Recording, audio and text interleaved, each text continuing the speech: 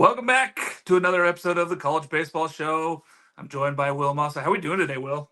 I'm doing great. We are snowed in here in Wisconsin, but it means just more time to dive into college baseball. So that's always good for me. Can't get outside much. So it's really time More for me to time for hunker tea down. And times. yeah, it's just time for me to hunker down in the office and dive into some college baseball. We've got conference previews right around the corner. We're getting just one day closer. Absolutely, man. It is December 1st here. We will release this on December 2nd for everybody. But it's been great, man. We've been doing this show here, getting ready with all of our preseason stuff. If you guys haven't seen all of our stuff all over the platforms, man, check it out. We got it on Twitter, we got it on Instagram, YouTube, Apple, and Spotify. We have all of our podcasts going out. Tons and tons of content. Will's been doing a lot of behind the scenes. I've been doing a ton of interviews with coaches. Jared's been doing a lot of interviews with coaches, talking to players and stuff. We have so much stuff coming out for you. Lots of preview shows coming. Can't wait, but we're going to dive into some news. Mississippi State, man, that fall ball game draws 10,000 plus, Will. It felt like a regular season game. Yeah, I think it's just a sign of things to come. That stadium is going to be rocking all season, as if it already isn't. I mean, even when it feels like they're down, that team, I mean, people forget that they won a championship post-COVID. Like it felt like last year, like it had been so long since people, we're in such a down area. They're 3 years removed from a national title. And I think they're just going to be knocking on the door this year. It's very clear Brian O'Connor is bringing in a lot of really good experience. We saw what he was able to do with less than half of the resources at Virginia. I mean, it's a new regime at Mississippi State, and he's leading the charge. And I think this is just a preview of what the spring is going to look like, especially when we get into SEC play. I think, there's a reason why they were in my preseason Omaha 8 way too early right after the season. There's a reason. Coach is great. Like, he's going to take this team and all the resources and everything. Everybody in Starkville that's behind this team already, 10,000 plus for a fall ball game. I think it says so much about what the fans are going to be bringing to this year in general. I think we're going to see numbers spike across the board, across every single college baseball. I think we're going to see more and more fans selling out. We're starting to see that where a lot of these places that never sold out before, they're selling out of season tickets already. And it's, we're looking at December. Teams are running Black Friday sales. I'm trying to get even more season ticket holders in the door. I love it. I think it's great for the game. I think you're going to start seeing more and more fans take to this. It's a fun game. You see that these guys that are stars here, they become MLB stars in a year or two. It's crazy once they're removed from this game. So getting closer to those fans and getting that out there, I think is just going to continue to grow here. Schedules, man. Will, we've seen a bunch of schedules. I know we've been breaking them down and going through them. Very excited. Almost everybody's released their schedules, as today also was cut day down to the 34-man rosters. Talk to us a little bit about any schedules you've seen out there you've been really excited for. I know all the releases have been really great and teams have been doing different things. I enjoy it so far. Yeah, I mean the social media teams for all these schools just crush it. I love when the previews come out. TCU did the throwback to the Chef Boyardee commercial with the ball rolling around for each series. I love that stuff. And being in Wisconsin, there's no college baseball directly near me, but I've had my eyes on a couple of series. I'm really excited to get out to Minnesota this year. Really excited to travel a little bit. I may have something on the books for Alex Box Stadium early on when UW Milwaukee travels down there. So I've had my eyes peeled for some series that I can circle and really get after. But I mean, it's just a really exciting time. It's impossible to keep up with at this point with how many come out, but it's just that time of year. And I love it. I love when schedules come out. I love when we get to see the non-conference schedules. I love when we get to see who's playing in what tournament. So I'm super stoked, as is everybody that's in the space. Yeah, I mean, I start to build up my travel schedule, where I want to go, who I want to go see, and then it's like, oh, I got this one on there, and then the next schedule release is like, oh my gosh, I could go here and see that game the same weekend, and it's exciting. I know a few of them are exciting, like Hawaii coming to Oregon State's gonna be great for me. That's an easy travel one. Going down, I'm gonna go hopefully see Cal and Stanford both play. Georgia Tech and Clemson, a couple of really good ACC teams down there.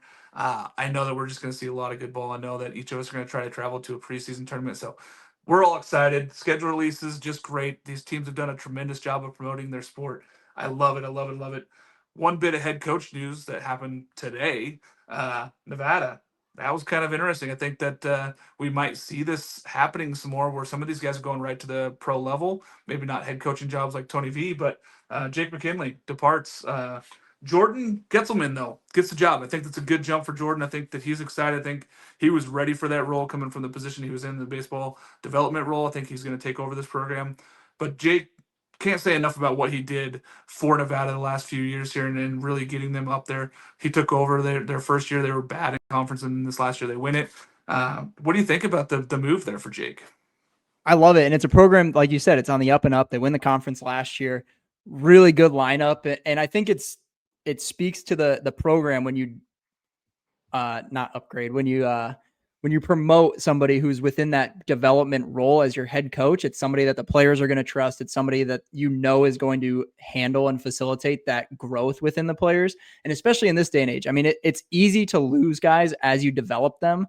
Yeah. And I think that's a good thing for mid-majors. And it really is. I mean, we saw schools last year promoting guys that have moved on. And, Hiva Aloy was a great example. Sac State was all over it that whole tail end of the year. Look at us. We helped develop and produce a Golden Spikes winner. And I think that's a really good thing for the game. And sure, it might cycle into these mid-majors having more down years more frequently, but I think it also is going to mean they have more up years, especially with the lower rosters.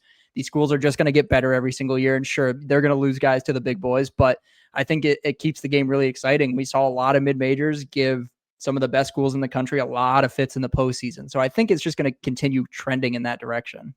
Yeah, I mean, if you look across the country, we have some of the best coaching ever. This might be the golden era of mid-major baseball with the coaches that we have across the country and how talented they are. And they're staying at these locations and want to build them up. I mean, you're looking across the board like Orloff out here, UC Irvine, Ostrander, Southern Miss, and you got Skylar Meade at Troy, and Schnall there at Coastal. Like, yeah, you're building up these awesome programs. Why would they want to leave? They got such great resources now. More money's coming into baseball. Now, there's always going to be SEC coming calling in those guys, but it's good to see that those guys are there and they're prepping their next step. Those next guys ready to come up and be producers and being head coaches at that level. I love it. I think it's great for college baseball that we start seeing a lot of this promotion from within with versus trying to go outside your program and bring somebody else in when you don't need to change what's been going on there culture wise. Yeah, absolutely. And you nailed it. I mean, Kevin Schnall has been at Coastal for a really long time. And sure, there was a little break within that tenure, but he was there for the 2016 national title run. You've got Dan Hefner at Dallas Baptist, who runs quite literally one of the best programs in the entire country. And I don't think he has any intention of leaving. I know Dallas Baptist, they don't play a lot of Division I sports, so baseball is kind of the golden child there. So he's in a great spot. They're joining the Pac-12 soon. So you're seeing these mid-majors with amazing coaches that are now getting more resources thanks to the NIL. So I think you're right. We're right on the cusp of this golden era of mid-major baseball. And like the schools like Southern Miss and Troy are just going to continually get better. And I think it's time that we're going to start seeing the postseason committee and decisions start reflecting that. I was very adamant last year about Troy, all regular season, and then, missing out on the postseason, very adamant that they missed that one, quite frankly. And I think that all of this is going to result in those teams getting in. And sure, you might miss out on some P5 snubs, whatever you want to call it, teams that, maybe didn't play well out of conference, but had good conference records. It's just going to shake things up and it's going to make things more interesting. No, this does not mean they should expand the tournament. The tournament is perfect the way it is, but it's going to continually get better. And I think we're going to start seeing more mid-majors get those at-large bids. Yeah, the more we know these coaches, the more it feels like those committees are going to say, oh, you know what, this guy can coach a win. This guy can actually go beat somebody. I think that we should give them a chance versus looking at them on paper and being like, oh, they're a 50-win team. Ho-hum, they're the third in their conference. No, you win 40 games in D1 baseball, you're doing something right, and you should be in the in the conversation at least. And I'm very happy for that. So, all right, we're going to break here a little bit. We're going to drop in some Ohio State interviews here I did with Dana Harvey and Henry Kaczmar. Fun to talk to those guys about Ohio State baseball. The Ohio State is back. Coach Harvey had that one released a little bit ago, but I think that this is going to be a really awesome interview with these two gentlemen, and we'll come back after that. Another behind the scenes here with you with a couple guys from Ohio State. Very excited for this season. Dane Harvey and Henry Kaczmar. How are we doing this morning, fellas? Doing great. Doing good. Yeah, nice brisk morning for you, I'm sure. Here, I'm up in the mountains in Oregon, so it's not too cold this morning, but it's been about 30. So I imagine you guys are feeling that same 30 to 40 this morning. So how has fall ball been, man? I know we just finished the Scarlet and Gray games. Looked like you guys were having a blast. Both you guys playing well, big scores in that event there. Dane, why don't you start us off a little bit about this? Yeah, no, I felt like it was good. I felt like it was super competitive. Felt like we should have a good thing going. kind of Scarlet setting the tone. We had a rough first, few innings in the first one. We were like down 9-2 going into the last inning, and kind of just started passing the bat back the lineup, made something happen, and then ended up with Gavin West hitting a walk-off grand slam, and then we kind of just didn't really look back. Kind of got in a Yeah. groove. Love the excitement in the fall ball. I mean, walk-off grand slams are fun anytime, but when you're doing it Yeah. against your own guys and you're doing it in the fall and you're trying to get ready for the season, big competitiveness. Love that. Henry, a little bit of your feelings on the Scarlet and Gray games. Yeah, I mean, I couldn't have said it better myself. It was just ultra competitive. I mean, when people ask me about it, I said I was borderline getting more like anxious and worried about winning this game than games I've played in the season, like during my previous career. So it was super just competitive, and everyone wanted to win. And it was awesome that Scarlett was able to come away with the sweep. Yeah. So, I mean, a little bit of it competition. Coach breeds it, right? He wants that competition. He wants you guys getting after it and getting after the fall ball and treat them like real games. Tell us a little bit about the preparation there for all the fall you guys have been doing and what you guys are looking for here going into the season. Yeah, so we started the fall doing 8-hour weeks, and then we transitioned into the 20-hour weeks, which were the majority of the scrimmages that we had during the fall were during the 20-hour weeks. But I would say just, every day the coaches bring an energy that, the players need to match. And just doing that and being able to have guys around you who, can bring the right culture to the team is just super vital.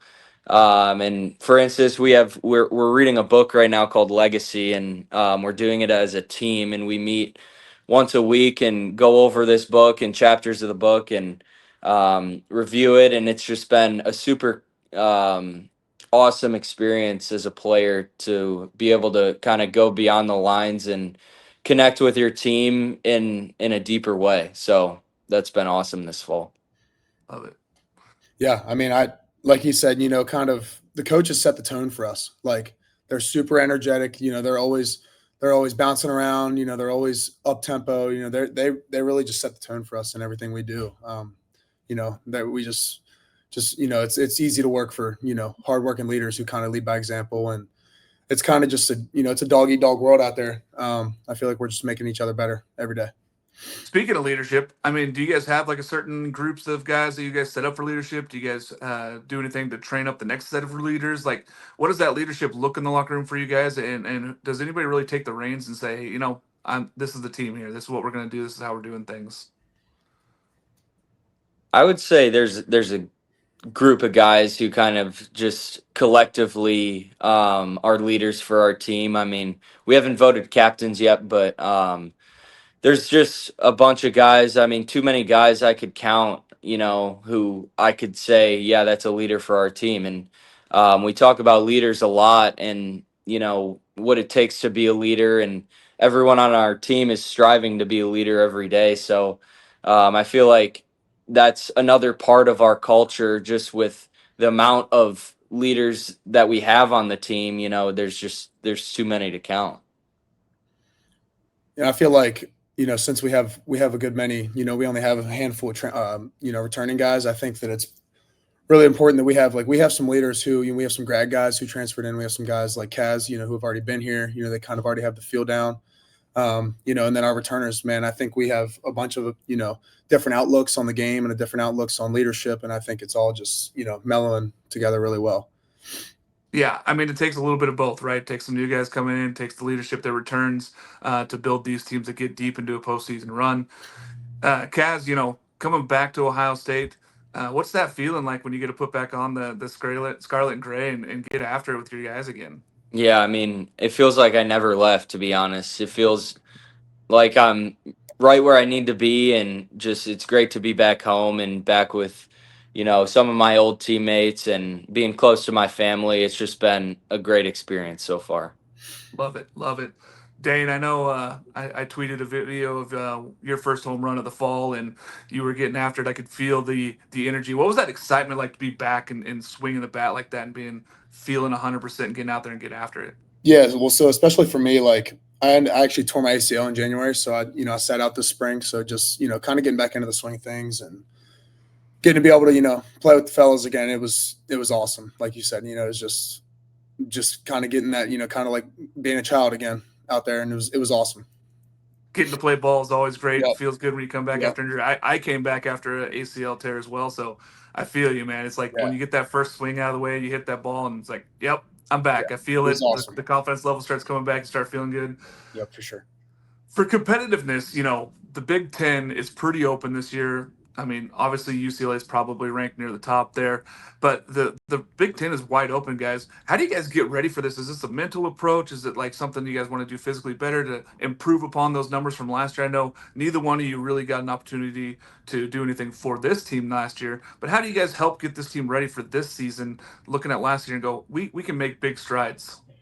Yeah, I'd say just trusting our coaches and really believing in the process. I mean, our coaches have had a number of players talk to us about um, previous players under this staff talk to us about how much they trusted in these coaches and it worked for them. And there's so much good that everybody's heard about the staff here, and just trusting them and truly buying into what they are coaching is going to be a huge part in our success this year. And I feel like we really have the group of guys to do that. I mean, everyone so far is completely bought in, and I feel like there's not a lot of people who know what we're doing here in this past fall.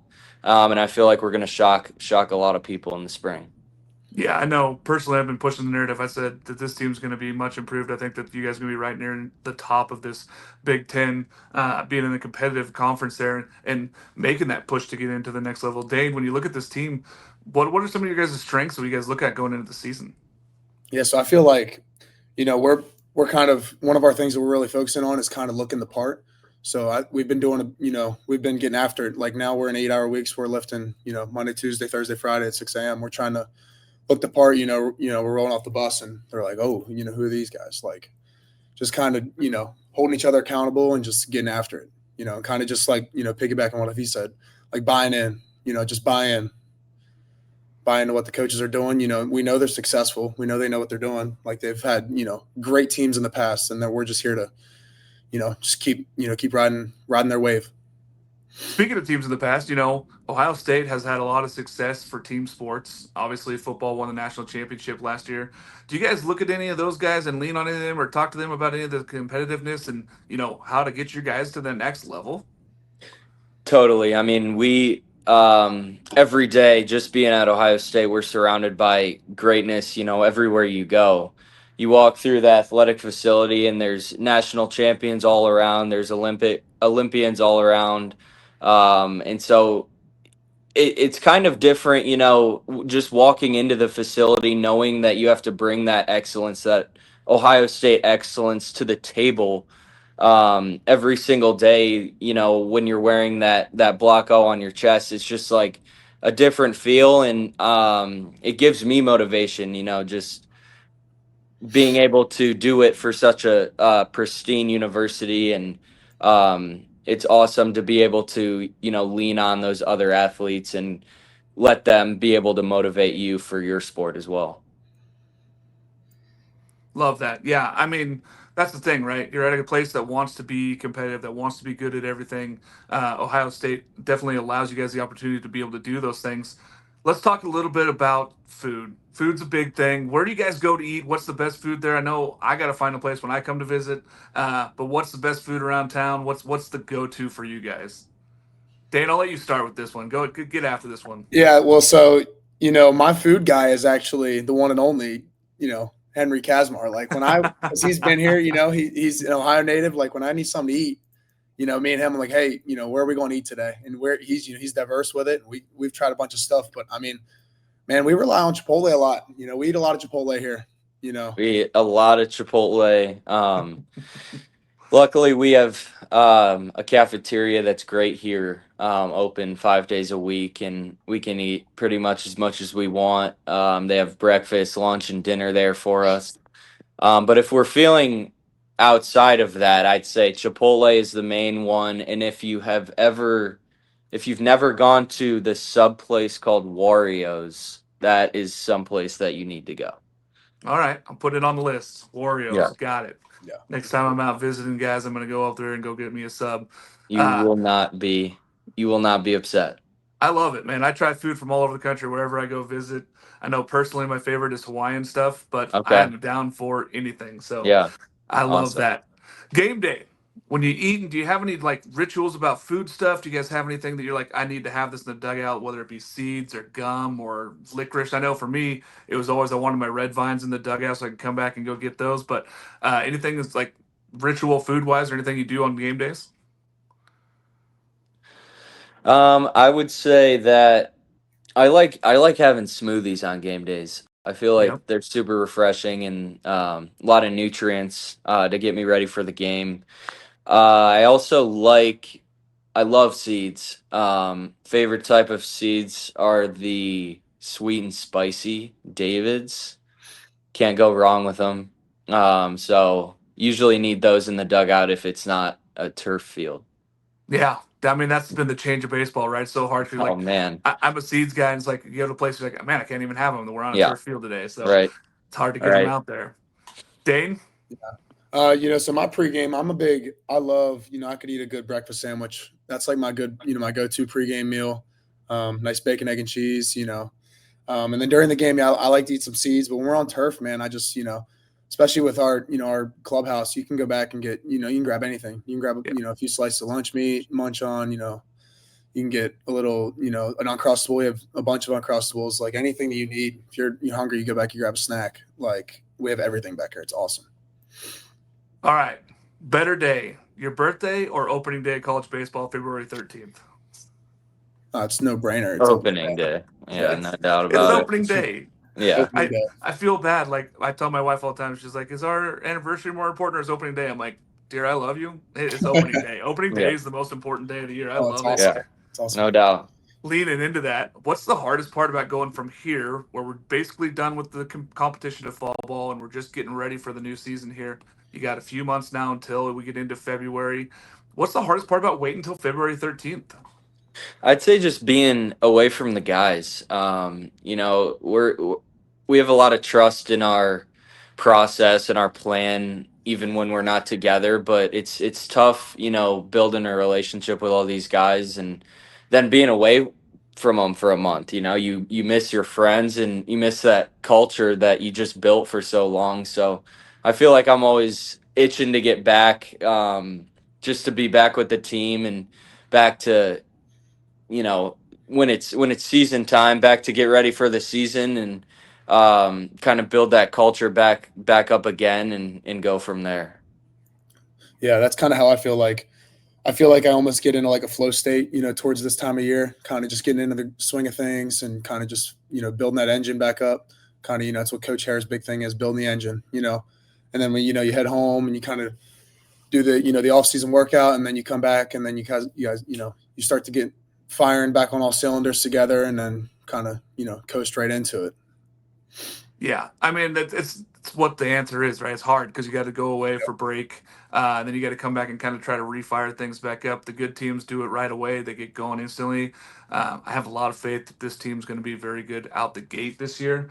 I think that you guys have the ability and the talent this year to be really good in the Big Ten, especially just going through that conference. But when you look at it as a whole, how does Ohio State get to the postseason and make some noise this year, Henry?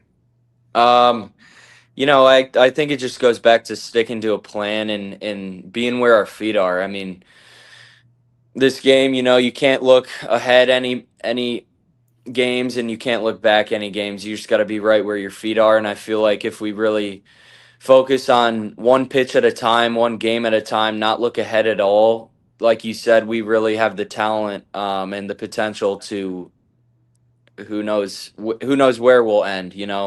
Our goal is to end in July. Play in the College World Series and I feel like if we really put our minds to it, we could have a chance to get there and play for something that is obviously bigger than us.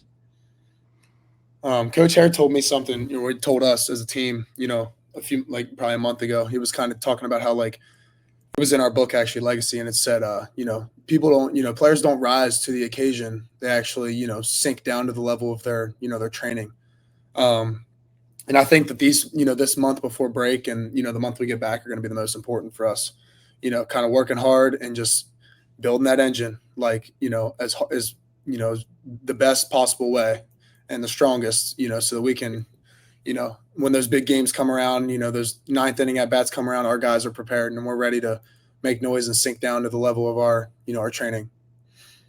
Yeah, I mean, people say it's luck, in some of these situations, and I have always said, even when I was back coaching, I said luck is skill meets opportunity. So when you've been practicing and getting ready for that opportunity, and you have the skill and ready to go, it's not luck. You were put in a position to be there and be successful. And I think that's a big thing that I know Coach preaches, getting you guys ready for the season. I love it, man. All right, a little bit of fun here.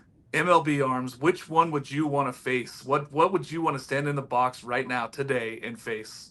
I know for me, it's Clayton Kershaw. I want to see that curveball one more time. I think I'd love to see that one more time. Maybe aging myself a little bit, but I think that standing in the box against Clayton would be just a treat. I'd probably go Mariano Rivera. I feel like that cutter is just such a historic pitch. I'd want to see it. I know who I wouldn't want to face. I wouldn't want to face Crochet. Like he has, he's dirty. Like I know who nasty lefty hitters. Yeah, that's where I don't want just filthy.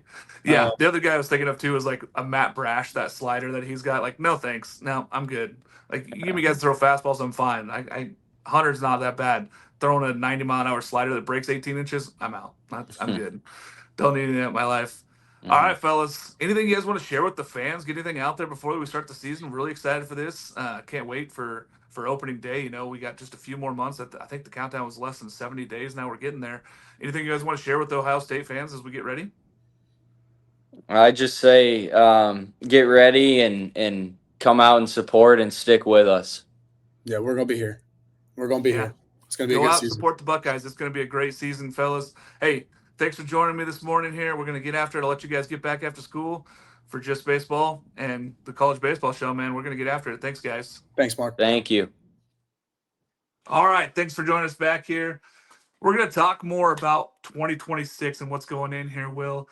Let's talk about, give me a couple contenders. I know that you and I have both put out some Omaha 8 stuff, and we put out some previews and saying we think this team's – tell me who you really think, is that contender for this next year to go down to Omaha and be good enough to win 5 games down there.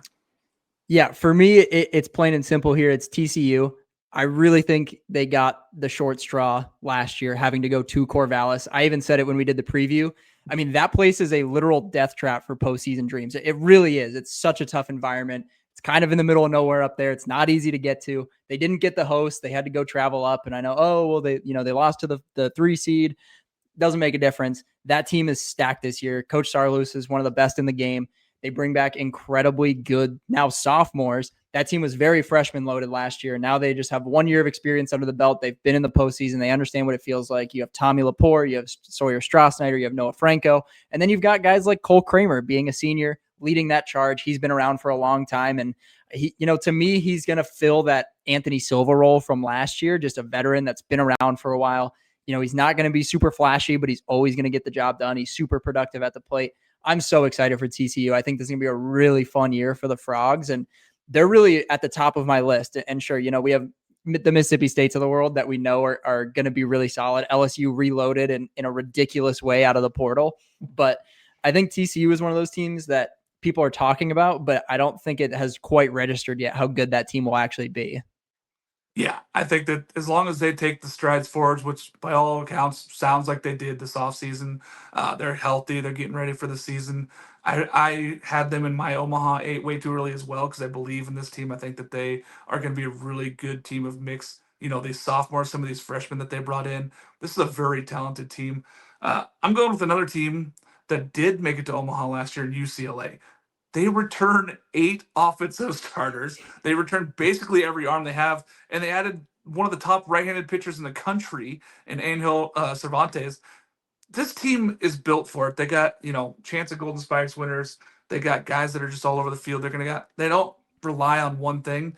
And this is a group of guys that were freshmen, the number one class. Now they're going to be juniors. They're coming in here. They're ready to go. They got that experience in Omaha last year. Didn't necessarily translate into success. Granted, they ran into LSU, who everybody who played them late in the season had a problem. So I think that this UCLA team is going to take a big stride forward. I see them making it back to Omaha and making this kind of run. Yeah, I'm with you. I mean, when a team returns that much talent, it's really hard to ignore it. And, everyone's talking about Rock Chalowski, but can't forget guys like Molavai Levu, who's going to be leading the charge. He's one of my favorites in the entire country at that position. And adding Logan Redeman out of the portal, I mean, they are loaded. And I think this is going to be a really fun UCLA team. And I don't think people are going to realize how good they are just because Big Ten baseball, for what it's worth, is not incredibly strong. It's not on the same level as the SEC or even ACC or even Big 12 for that matter. So it gets lost in the shuffle a little bit because of some of the teams they have to play in conference. But those early season tournaments, I mean, they're going to be in Arlington with 5 potential Omaha teams. I mean, really, that third weekend of Arlington could feature half of Omaha this season between UCLA, Texas A&M, Mississippi State, and Tennessee. It's just ridiculous. So we're going to see really early how they compete against those top teams because, quite frankly, they were a little bit overpowered, not just by LSU, but it seemed like the other teams they ran into, they just seemed a little overmatched. And to their point, I think part of it comes from being stuck in Big Ten play and traveling around in the cold weather for, 3.5 months in the middle of the seasons. But I love that pick. I think UCLA is going to be really, really strong this year. And again, they're going to take another step forward. And I think that just bodes even better for them. Yeah, I feel like Coach Savage knows how to pick winners, and he's got these guys. He chose them all when they were freshmen. They've stayed even through the turmoil that is UCLA baseball with their field and everything else going on and joining the Big Ten. They're going to have a second year in the Big Ten. They know what's expected. The travel's not going to get to them as much. I think that this team really makes strides forward. I like them. A couple other teams, too, I want to mention. Georgia Tech, who I think that we both feel is right there. They returned so much in that lineup as long as they had so much talent. Also, Ryan Zuckerman, they have loaded back up. This is a very good Georgia Tech team. Oregon State has maybe the best weekend rotation in the country. When you're looking at some of those guys as Dax Whitney, Ethan Kleinschmidt, and Eric Segura, 3 guys that could be All-Americans and all are drafting. Of course, not this year for Dax, but those 2 guys, Ethan and Eric, are both going to be drafted in the top 3 rounds most likely. There's just some really good teams, and I think that kind of rounds out those teams that we think are right there among the top. But there's so many teams you could say they could make a run. There's the Arkansas, the Miamis of the world, Oregon Ducks, NC State. There's teams that can make that run, and I think that we're going to see a lot of these teams. Texas A&M, who neither one of us really talked about, but they're just as good. They could be right there as the number 1 team in the country. So I think we're going to see a lot of teams in there, but I like that our picks are UCLA and TCU. Freshmen from last year. So let's talk a little bit about those guys that are now going to be sophomores and tell me a little bit. I think I know where you're going to go with yours, but I'll let you go with the freshman from last year. He thinks going to make the strides and help his team this year. Yeah, he's a draft eligible sophomore this year. It's Sawyer Strosnider from TCU. I'm all about the Frogs tonight. That's just how it's going to be for me. A freshman All-American, 3rd team regular All-American, led the country in triples, I believe, and just a freak athlete. I mean, he's one of those guys that even though his body isn't crazy physical yet, he has so many tools to dream on. I think scouts are going to fall in love with him this year if they haven't already. He's going to be one of those guys that just skyrockets. I believe he's going to take another step, and he's so much fun to watch live. I mean, if you don't watch Big 12 baseball, make it a point to get eyes on him. There's a lot of fun players on that team, but Strosnider especially, I think is one that you should just have circled, highlighted, starred, whatever it might be. And he's so much fun, man. Yeah, if you guys haven't watched him play, you're missing out. He's a tremendous athlete, great outfielder also. He's going to be a great hitter. He's just growing into his body more and more, and I think that you're going to see him take off this season. True guy that could hit 400 with 20 home runs. He's got that kind of ability. I'm going to lean on another guy who was really successful last year as well, and Dax Whitney. I think that what he can do for Oregon State, he's got to be really, really good for them. The offense, there's questions around Oregon State. While I think that they reloaded, they're going to be playing a little bit more West Coast ball this year offensively. The pitching staff's ridiculous, and a lot of that is from the freshmen last year. And Dax Whitney coming out this season. Listen, he's a true Friday night ace. You don't see a ton of those in the country, but you look out there and you go, how did MLB teams not offer him more money and get him right away? And Oregon State got him, and he wanted to be there. So it's a big thing. Another freshman I really do want to put eyes on also that I think maybe not enough people realize that he was a freshman last year because of how successful and how big he is Miles Bailey at Florida State. Huge body kid. If he can get a little bit lower on that strikeout rate and put a little bit more ball in play, this guy's 30 home runs any day of the week. I mean, I think that he can make a huge difference for Florida State, Will. Yeah, absolutely. I mean, talk about the best, arguably the best raw power in all of college baseball. I mean, he was hitting 115 mile an hour, 450 foot nukes last year. Unbelievable, really smooth swing. Like you said, there's a little bit of strikeout there, but that's kind of the world we live in. When you have that kind of power, you live with that. And the tools are unbelievable on the power side. He's so much fun to watch, man. And Florida State is going to be really, really good again. He's going to be leading the charge on offense. And we saw him do it against elite pitching. And sure, yeah, it's going to come with strikeouts, but we saw him do it on the biggest stages against elite pitching. And I think that is something that you don't necessarily see in freshman power hitters. A lot of the times you'll see him get overmatched when it gets to that point. He didn't really seem that way. It was a very similar approach all year. It was a very similar power output all year. And I think that has to get you really excited about him. And to your point about Dax Whitney, I mean, he did it from the get-go. How often do you see a freshman get to campus and make that impact from the first weekend? I mean, he made that first start in a out-of-state tournament, and everybody just eyes light up. Holy cow, how did this kid get to campus? And it's just going to be another step for him. I mean, he is legitimately could pitch in an MLB bullpen today, full arsenal, unbelievable stuff, and he's just going to take another step forward this year. Yeah, during the draft, I was happy that Travis Bazzano went 1, right? Like, good kid, love him. Text him on the day of, congrats, buddy. And then people are like, why are you so excited that, the first round ended? I'm like, because nobody signed Dax Whitney and he's coming to Oregon State and this kid's going to be tremendous. Like, you guys just don't get it on the live stream and said it. I was like, this kid, and then he showed up and he delivered. You don't always get that where they deliver and they're that good when they show up, and he's been that. So, tremendous there. Let's talk about a couple maybe impact freshmen that could make differences for teams right now going into the 2026 season. Now, we're projecting that these guys are going to be on the rosters and ready to go and be able to play, but these guys are the guys that we think could make a difference right now as freshmen for this season. Yeah, number one has to be Jack Bauer for Mississippi State. I mean, he lights up the radar gun. I've seen some fall tape on him, capable of hitting 102 off the mound. I mean, just electric stuff, and it's one of those things where we're kind of in this day and age where college coaches can't take chances on guys that don't fill up the zone and can't throw multiple pitches for strikes. And he absolutely can. This stuff is unbelievable. And I think he's going to make an immediate impact. And I don't know if he's going to find a rotation spot. He might find some spot starts here and there, depending on how their rotation shakes out over, the first 2 months of the season. We might see him making postseason starts after spending a lot of time in the bullpen. So I'm really excited for him. I think Mississippi State has to be super excited that you have a kid of that caliber. And again, another guy that, quite frankly, probably would have gone in the first round last year. He didn't even enter the draft. He forgoed it. He just, I don't even want to bother. I'm going to campus. And I mean, how often do you see a kid that talented do that? That speaks volumes, again, to what, like we talked about earlier in the show, what Mississippi State is building. I mean, that speaks volumes, especially in year one of a head coach.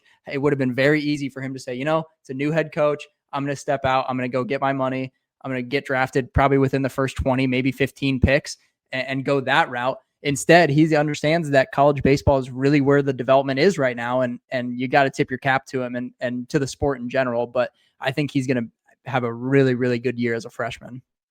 More and more people ask us questions, right? And they say, hey, why be a freshman at these schools? Because you're getting one-on-one coaching. You're getting tremendous amount of, nutrients. You're getting any type of person that you need on campus. You're getting tremendous facilities. Parents ask me all the time, like, hey, should, my kid may be, third, fourth rounder. Should I send them to listen, do you want your kid riding the bus in Birmingham in May, or do you want your kid to be on the biggest stage in college baseball and have an opportunity to live out that kind of life? It's a choice you got to make, but I think for the money, send him to college. I love what we're seeing here. Another kid that chose it, Angel Cervantes, going to UCLA, said, draft money's not enough for me. I want to pitch for Savage. I think that this UCLA team could be something special. He's going to show up. He might win a weekend rotation job. He also might be a little bit like Bauer, where we see him a little bit out of the bullpen at first and then end up getting a weekend job. But this kid could be the difference maker in the arm that really UCLA needed last year if they wanted to make that deep run. I think that that's going to propel this UCLA team this season. Yeah, absolutely. I think you nailed it. He's going to make a big impact. That UCLA rotation is shaking out to be really, really good, and he's going to be a major piece of it. I think a lot of people are not paying a ton of attention to him right now, just because it's a West Coast team. It's kind of just the nature of college sports, really. The West Coast just kind of gets lost in the shuffle, and I think he is going to be a huge piece of what they're building. Yeah, I think that he just makes that big leap forward. I can't wait.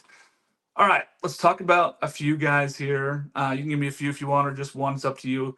The 2026 Golden Spikes Award. Now, last year, there was such talented guys. It was really hard. None of us really knew until the final weekend of the season when they released it. This year, it's kind of the same thing. There's so many guys. We have guys that could be number 1 in the draft and not win this award, or they could, be 1 and win this award. That's how many guys there are in this draft, in this class right now, this year of college baseball. Tell me who you feel on the Golden Spikes. Yeah, I think it has to be Drew Burress. He's just flashed ridiculous numbers. He was a home run leader as a freshman. He just so much fun to watch. Really, really, really fun to watch. And I think he's going to take a big step this year. He's in a draft year. I think it's just going to continue to get better for him. And he's going to have a legit shot to have his name called as the Golden Spikes winner when it's all said and done. And like you said, Georgia Tech is one of those teams that people are not talking about being an Omaha team.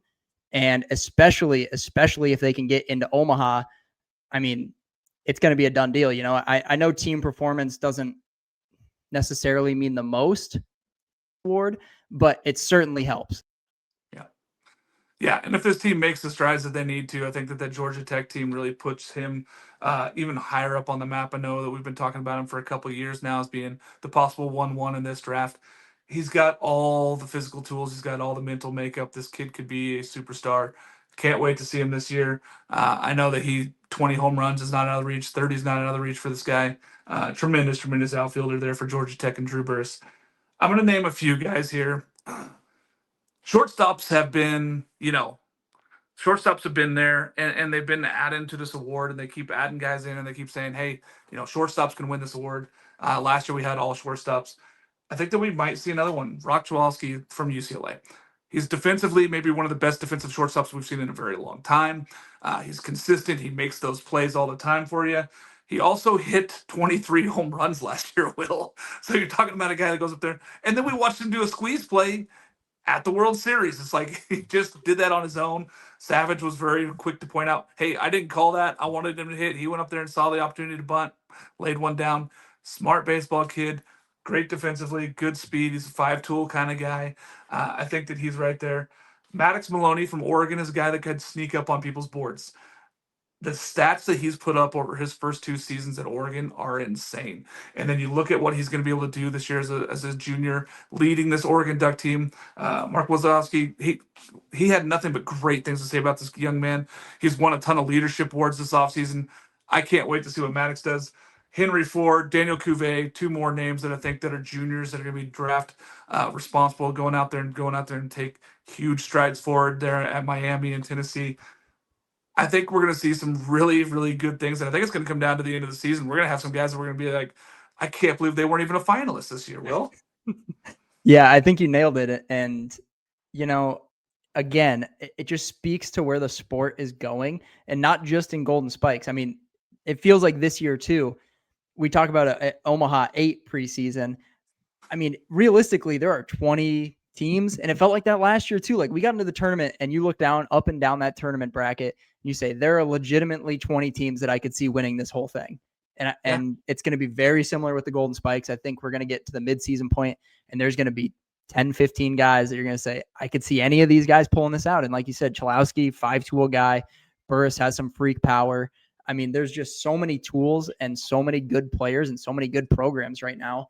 And I think that makes it way more fun. And sure, it's always fun when you get a guy like Skeens in there who just dominates from point A to all the way to the national title. That's always super fun to watch. There's nothing better than that. But I just think it makes it a little bit more chaotic. And I think that's really why people like college sports so much is the chaos aspect to it. And I think that this Golden Spikes race is going to be a legit race between a lot of guys. Yeah, there's guys we didn't even talk about today that could walk right into it and just jump into that conversation with a tremendous season. It's one of the best things about our game that we love covering is that you never know. I mean, you got to play it out. You can say all these things on paper. We can say all the things in the preseason. We have a little bit of knowledge behind these, and we're usually pretty correct. But you never know. You got to play it out. Got to play it out, and I love it. Okay, let's go into some transfer portals. There's been some teams that added a bunch of guys, got their team back where they need to be. They feel like they've done enough to get to Omaha. Tell me a little bit about the teams or players that you think maybe just added enough to be they're there now. They got to that next level. Yeah, I mean, LSU is an obvious one, but we got to talk about Georgia. I Yeah. mean, talk about a team that just pillaged the portal in terms of top pitching talent. I mean, they went and got everybody. It was like, oh, they're not done yet. Oh, they're not done yet. You get Volchko, you get Matt Scott, and then all of a sudden you get Kei Naoki, and he's the guy I really want to highlight. I talked about him when we did our preseason, too early awards that I loved him for potentially SEC Pitcher of the Year. He's the one guy that in that transfer class nobody is really talking about. He's got 3 full years as a weekend starter at USC. Last year, he was dominant, even though he, slow starter, but had a really, really good year. The strikeouts are really high. The walks are really low. And especially last year, I mean, he was more of a pitch to contact guy his first 2 years, and he racked up almost 100 strikeouts last year. So I think he's going to get in the hands of Wes Johnson, who, despite the fact that Georgia's shortcoming the last couple of years has been pitching, do not get it twisted. Wes Johnson is one of the best, if not the best pitching mind in all of college baseball. He's going to get him there. And these are guys that have performed and performed and performed. And now you're giving them all these resources and amazing pitching coaches. I think Kei Naoki is like the sleeping giant of this pitching staff for Georgia next year. And he's going to step into the rotation. I think he's just going to dominate. I think we can see him be a legit Friday night starter in the SEC. Wes Johnson goes out and adds a weekend rotation in the transfer portal, and he's only going to make these guys better, right? There's a handful of coaches across the country that you're like, hey, if I go there, I'm going to become a better pitcher by leaps and bounds.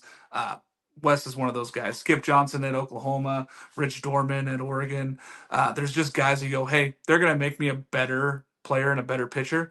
And then you look across the board and you go, well, this is one of those spots. And now he's my head coach. Also, I got to go out there and I'm going to get the opportunity to be a weekend rotation starter here in the SEC. Crazy. I think that they've added so much. I think that team is very dangerous just because now Wes Johnson has his pitching staff. He has his guys locked in. Can't wait to see what they do here this season. I'm going at Link Jarrett at Florida State. What he did, he added Braden Dowd, another USC guy who was tremendous last year. Double-digit home run guy, 330 average, speed, hits triples, plays a tremendous outfield for them. They're filling a hole that they need right now. And then you're going to go out there and they got Gabe Nard from Duke. They go out there and they get Cole Stokes from Oregon. They go get 2 guys that instantly add to your bullpen and get you out. So, I mean, you could look no further than those guys if you want right now for 7, 8, 9. All you have to do is get through 6 innings and you're feeling really good with the bullpen that you've built now at Florida State with their transfer portal. I think that Link knew that, this is a little bit of our weak spot from last year where they had so many arms, but those guys were on the weekend. They were rotation guys. Now you go, all right, let's bolster this bullpen. Let's go get some guys that can throw 100 miles an hour. And Cole Stokes, 6'8", big body kid. And I know a lot of people probably didn't see enough innings from him at Oregon. He's tremendous, and he got tons of opportunities. I think he's only going to get better. I love what Link Jarrett did at Florida State this year. I think adding those guys makes a huge difference. Yeah, absolutely. And that's a program that has been knocking on the door the last couple of years. And really the bullpen was the issue last year, right? I mean, we saw it against Oregon State in that regional. You get Jamie Arnold in the game you want him in.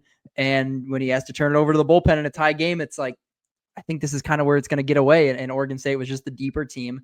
And that was really the downfall last year. It wasn't the offense. It wasn't the frontline pitching. It was the bullpen. And for them to go add a bunch of really quality, experienced bullpen arms, it's just going to get them even closer. And that's a team that I think nobody is really talking about knocking on the door of Omaha this year.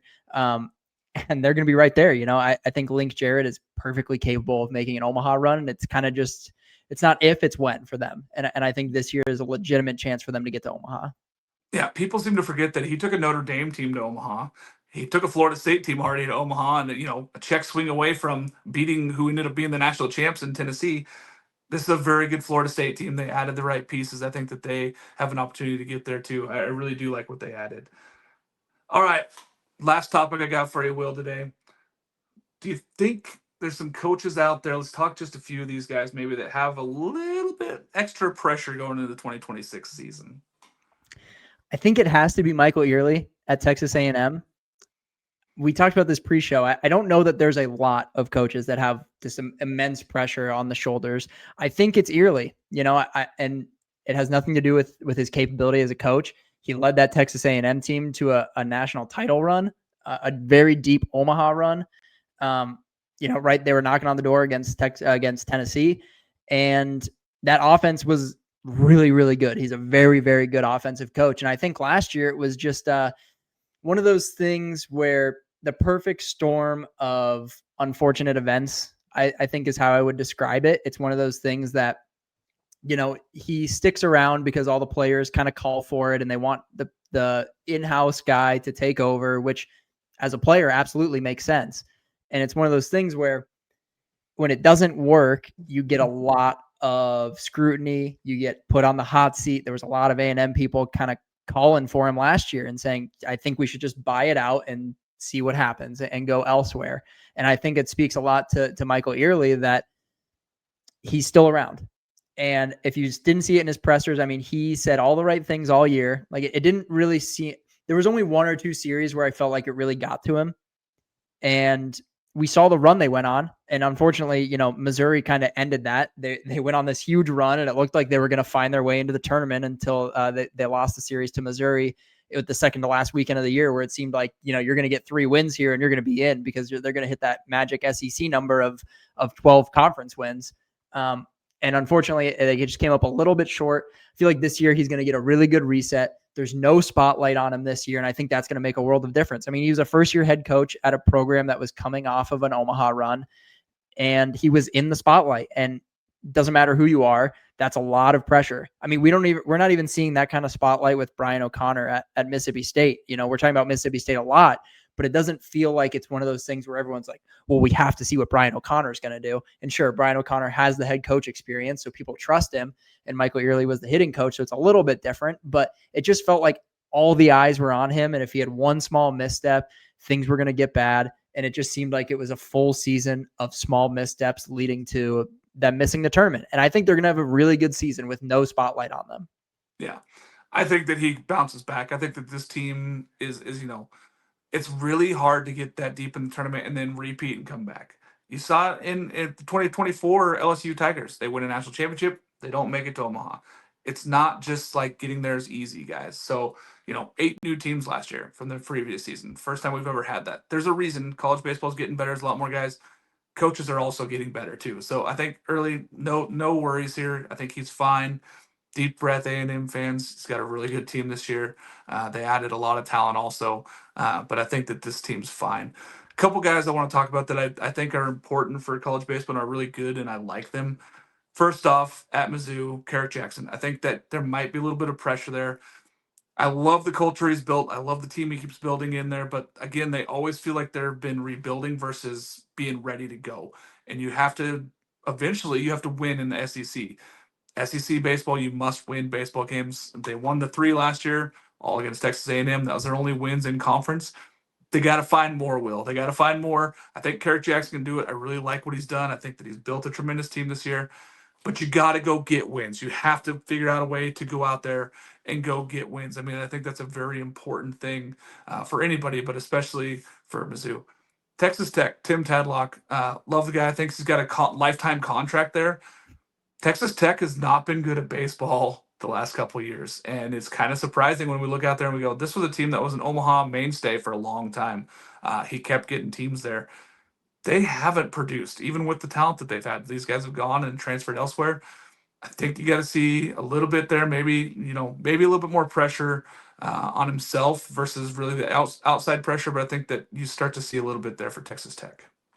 Yeah, I actually think that's a really good pick. He's kind of one that I've kind of scratched my head the last couple of years, like what has happened to Texas Tech baseball? Because like you said, I mean, 2 or 3 years removed from being a legit powerhouse, like a really, really fun team. And, it's not to say that they're not getting talent anymore. I just think they're in a different spot. I don't know that they're hitting the portal quite as hard as some of the other Big 12 teams. Obviously they'll have Logan Hughes this year, which is going to be really, really exciting as a player. I think this is going to be a good year for them. It's a program that I will always believe in with him at the helm.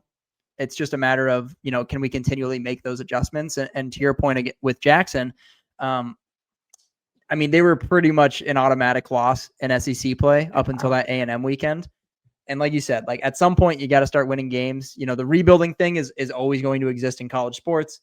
It's totally understandable, especially with how good the SEC is. In the SEC alone, it almost feels like a David versus Goliath situation with them. And then you have LSU, Mississippi State, and Tennessee all at the top. So it's one of those things where I don't know that it's about getting to an SEC title soon. It's about being competitive soon. How can we take one game out of every series, as a next step? 3 wins in the SEC is just not going to cut it long term. And I'm not going to say he's on the hot seat because, again, you and I talked about this. Like, I love what he's doing. I love him as a coach. I think he's very capable of doing it. It's just a matter of getting to that point. And I think he's probably losing a lot of in-conference talent to those bigger schools. I want to bring up one more. Yeah. Do we think that Josh Elander is going to have any pressure this year? Do we feel like it's going to be a Michael Early situation? Those are big shoes to fill, not just in terms of coaching, but in terms of personality. Tony V is, one of the poster childs of college baseball over these last couple of years, and he built Tennessee into a legitimate powerhouse year in and year out. And that's not easy to just step in and take over. Obviously he's very capable with the fact that they kept it in-house. To me, there were some red flags in the fact that they decided to open it up nationally. That kind of surprised me. I thought it was just going to be done deal. We're just going to keep it. I don't know if it was just administration, AD kind of being wary of the A&M situation last year, or if it's because they didn't know if he was going to be the guy, but there's got to be a little bit of pressure, maybe not from the outside. Tennessee fans, quite honestly, are ruthless. Maybe there is some outside pressure, but I think there's going to be a little bit there. And I'm not saying it's going to go that way. I really don't think it is based on the talent that they retained. I know they lost some 2026 commits through the high school when Tony V left, which is to be expected. But the guys who were around stayed around, which I think is a really good sign. Yeah, I think that there's pressure. And this could be said for any of these new coaches at places, right? So Corey Muscara, you're talking about Chris Pollard, you're talking about even going down to Mississippi State and O'Connor. Like, there's going to be pressure on all these guys. It's a different scenario for Elander, right? He's taken over a program that had to wait all the way into fall ball. They didn't know whether Tony V was going to leave. He took the job in San Francisco. It's great for the game that we're seeing guys go to the MLB direct like that. I think that there's going to be pressure, but I don't really necessarily think it's going to be like internally. I don't think it's going to be at Tennessee. I think it's going to be maybe the fans. I think it's going to be people though from the outside. I think internally they've decided, maybe that's why they opened up the national search. So to say, no, we have the best guy. We just wanted to make sure that we're telling everybody else we have the guy we want. We have the correct guy in the system. I think going out and get Chuck Girolamo, man, from Florida really helps them. I think that just gives them an extra guy. He's also a huge recruiting expert, and you're just adding an experienced SEC head coach capable guy to your roster right there. I think that what he's done is set himself up for success this year, and I think Tennessee has all the ability. Huge recruiting class that they already had, and a lot of those guys stayed. We're going to see. I think that there's going to be pressure, but I don't think it's necessarily going to be internally. And I don't think any of these schools are really going to put pressure on their guys internally, but I think you might see some external stuff. Yeah, absolutely. I could definitely see some A&M parallels if the season doesn't kick off the way. And again, Tennessee always, I don't want to say they schedule easy because they always get into one of these really hard preseason tournaments, but their non-con schedule outside of that is typically what I would call a cakewalk. A little bit of bully ball goes on. And you see the way that they beat up on some of those mid-major teams that they play. Yeah. And I think that's actually a good thing for a first-year head coach. Sure, they might go down to that third weekend in Arlington and, gut check. Really, they really might get a gut check against some teams that have really experienced head coaches and really experienced teams. But to be able to bounce off of that, pick up a handful of wins against teams that you're just quite frankly better than, and get the confidence up, let the boys eat a little bit before they get into SEC play. I think that's actually going to bode really, really well for them, where it felt like A&M just never grabbed the footing last year. Yeah, and I think, they have guys on the roster that are going to be able to kind of chill out, ride the wave, keep these guys going the right direction. And I really think that that's going to be a big difference for them also. It's just, hey, we have the guys here. We still look around the locker room, still the same guys. Tony V tabbed him as a great coach. Like, it's not like you went a whole different direction if you're Tennessee baseball. You're still going the right direction.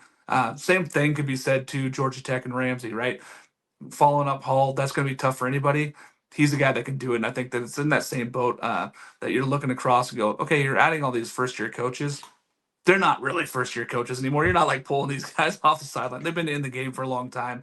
So you're not necessarily saying, oh, it's a first year coach. This one feels a little bit different just in Tennessee because of the scenario. But I think you look across and I think all these first year coaches could be successful. Some of them could find their way in Omaha. Yeah, we might see a lot of quote unquote first year coach. I mean, I would not be surprised to see O'Connor and Elander and all these guys that we're talking about find their Ramsey way at in Georgia Omaha. Tech, like, And if not to Omaha in super regionals, I mean, we could even go down the list. I mean, you could see a Muscara in a super regional. You could see Chris Pollard in a super regional. Like all of these first year head coaches at new schools are very, very capable of making a deep run. So I think to your point, it's a really fun thought experiment to see if, how these teams are going to perform. And I just think, again, the A&M situation last year was just the perfect storm of bad things happening. And there hasn't really been that talk at Tennessee of, oh, why did we keep it internal? There hasn't been that preseason, bubble that it felt like that A&M had last year. And even Tennessee, like it doesn't feel like everybody is talking about them and the spotlight is on them. So I just think it was a very unique situation for Early last year. And I don't think that we're going to see that again. Yeah, and there was a lot of injuries, a lot of stuff like that. A lot of external stuff went on, and that adds to it. And you're on the biggest stage, so we'll see. I mean, Elander's going to be on the biggest stage of Tennessee, but I think that his background and what he can bring, I think he's ready for it as well. Anything else you want to share with the fans here for this last show here before we really get going? I mean, we got some preview shows coming. We got some more fun shows coming up before, but really, this is the last one we talk before we get into individual preview shows. Yeah, I don't have a whole lot. I mean, we have so much content rolling out, ton of interviews on the books. We have a ton in the pipeline that are all coming out. So we've pretty much got you guys set all the way until opening day. Really, I mean, it's not going to stop. This is just the start of it, and we're just about to start kicking off conference previews, team previews, mid majors, everything that you can imagine. I mean, it's right around the corner. So we're super stoked over here. We're gearing up for a really, really fun 2026, and quite honestly, in terms of viewership, I think this is going to be the biggest year of college baseball. So it seems it's been trending that direction over the last 2 or 3 years, which is really fun when you're sitting in our chairs and probably even more fun for the players. Yeah, I can't wait, man. I know that this crowd is just going to get into this thing and the content we're bringing out, guys. Let us know how you guys feel about it. Reach out to us. Both Will and I love interactions on Twitter, Instagram, TikTok. However you guys want to reach out to us, do it. We're happy to answer questions and talk college baseball. It's what we love doing. I mean, we do this on the side just because it's the most fun thing we can think of. So we love college baseball. Reach out to us. Cannot wait. For Will and myself, we'll see you guys soon on another good episode of the College Baseball Show.